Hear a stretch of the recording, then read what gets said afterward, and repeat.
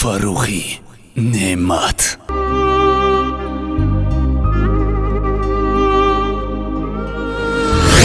гумон мекунед ки ан ҳамон маблағҳое ки масалан ба ҳамон партофта мешавад барои ман мебиёям.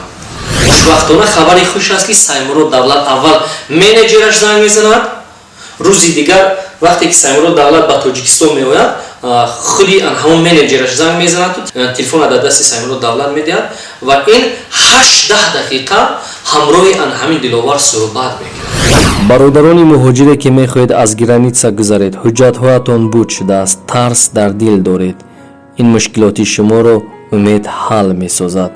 аз номи канали ман гап занед, нархҳо арзон карда мешаванд. рақамҳои дар зер буда ҳамеша дар ихтиёри шумо ҳастанд. мошинҳои хубу замонавӣ ва кафолати хуби ронандагӣ аз тарафи умед дода мешавад. сабзаи болои кӯҳ аз оби дарё ғофил аст.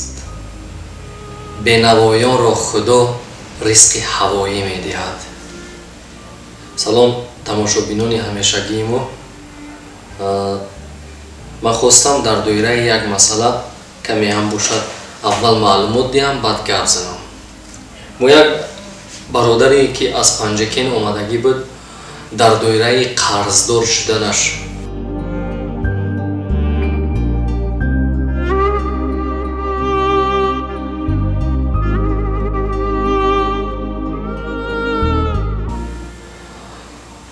ва баъзан нафари шумо намедонам чӣ гуна фикр мекунед, гумон мекунед ки ан ҳамон маблағҳое ки масалан ба ҳамон партофта мешавад барои ман мебиёям.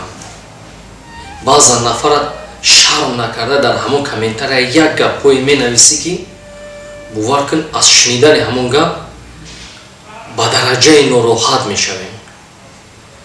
лекин ман такрор месозам, агар ки ҳоли ан ҳамон бародара худатам медидӣ, дилит месӯхт. оз ман ина суратша мемонам, нигоҳ кунед ки ҳар ду ан ҳамин почаяш аз миён поён ба дараҷаи бурукаш ба дараҷаи як намуд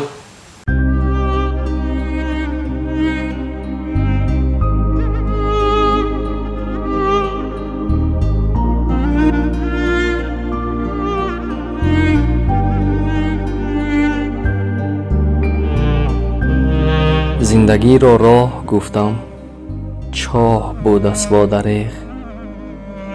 ҳосили буду набудаш оҳ будаст во дареғ. орзу кардам ки ман бо ханда созам зиндагӣ, хандаамро гирьяҳо ҳамроҳ будаст во дареғ. яъне маълум аст ки ягон проблемаи дигар нест ба ҷуз ан ҳамон фикри қарзаш. пӯшокош ҳатто тоза нестанд, ношушта ҳастанд. ман ҳамин чизҳо агар ки назди шумо ба ҳамин як бародар биёд, як модар биёд, як хоҳар биёд, ҳамон ҳолаташ абине дили шумо намесӯзад. ягон чӣ гуфтан наметавонед. ман 100% боварӣ дорам, агар ки зарраи инсонгарӣ дар вуҷуди мо бошад ё дар вуҷуди шумо бошад, худатон бевосита мехезед ҳамон нафара дастгирӣ мекунед. мақсади ман низ ана ҳамон нафара дастгирӣ кардан буди, ягон мақсади дигар не.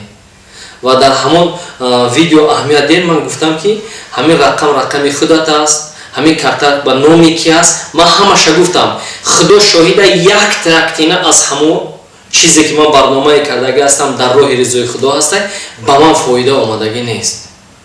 хоҳиш мекунам, гапи худтона дар ҷои худатон истифода бибаред. аввал як чизро надидаву насанҷидаву наомӯхта як каса гунаҳгор насозед. фоидатон намераза, ҳаракат кунед ки зарартона нарасонед. гапи хуб гуфта наметонӣ, гапи бада назан.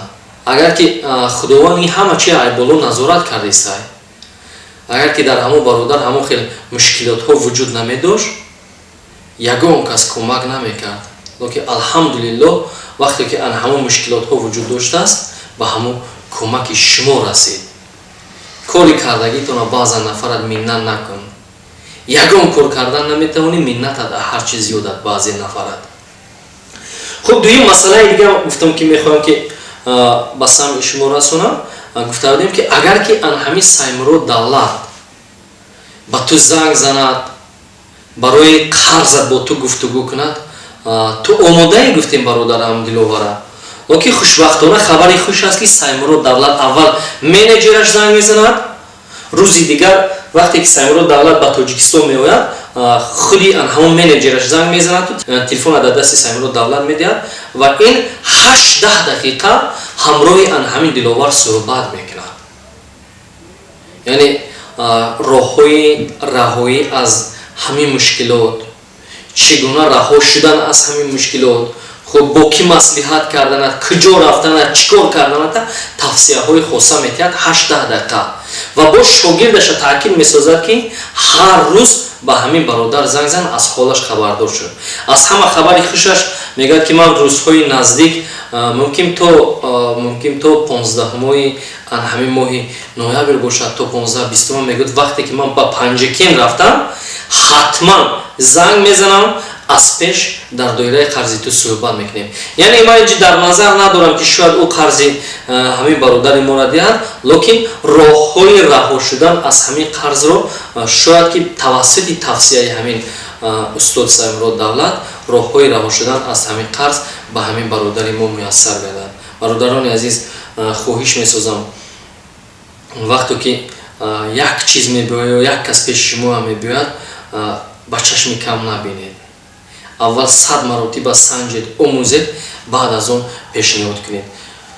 мо низ ҳамин чиза 100 маротиба санҷидем, дидем ки дар ҳақиқат мушкилоту проблема дорад ва дар комментария навистан, занг задан, айпеш дидан, гуфтан диловар беҳтарин одам аст. ба ҳамин хотир мо низ ҳамон бародара барнома кардем. хуб, мунтазир мешавем ки масалан давоми мулоҳизаи байни Саймурод Давлат ва бародар диловар чӣ гуна сурат мегирад. Ман чанд рӯз пеш ҳар рӯз занг мезанам, локи чанд рӯз пеш худаш занг зад, гуфт ака хушбахтона устод Саймурод Давлат занг задан, ҳамроҳи ман гап задан, барнома шогирдашон тамошо кардааш ё шояд худашон тамошо кардагӣ бошанд, дар доираи шумо бохабар ҳастанд ва Саймурод Давлат қати ҳамин бародар гап задааст. хуб, акун натиҷаи кора мебинем. чӣ мешавад? ҳатман ба шумо хабар медем. худо нигаҳбон бошад. худатон эҳтиёт кунед.